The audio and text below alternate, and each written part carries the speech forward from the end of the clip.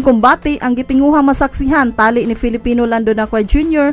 og Paul Carrere sa France sa main event sa Cebu Extreme Fight League the beginning amateur mixed martial arts kun MMA karong Sabado sa Cebu Coliseum. Ang duha nanganti nga out sa maong kumbate. Sinakwa nagkanayon nga gitun-an niyag maayo ang estilo ni Carrere kinsa na ila nga usa ka striker. Sa top supporting bout sa promosyon, magsangka sila si Brazilian Jiu-Jitsu expert Roy Aguilon Bajar sa Yaoyan Ardigma Cebu batok sa knockout specialist nga si Nino Rio Tatos Saoy sa Tatos Muay Thai and MMA sa Mandawi City. Ang mga tiket nagkantidad og 300 pesos sa VIP, 200 ringside, 150 lower box ug 100 pesos sa upper box. Alang sa gustong magpa-reserve og mga tiket, mahimong motawag sa 0932-452-4999 o pwede sub sa Facebook page Yaoyan Ardigma Cebu.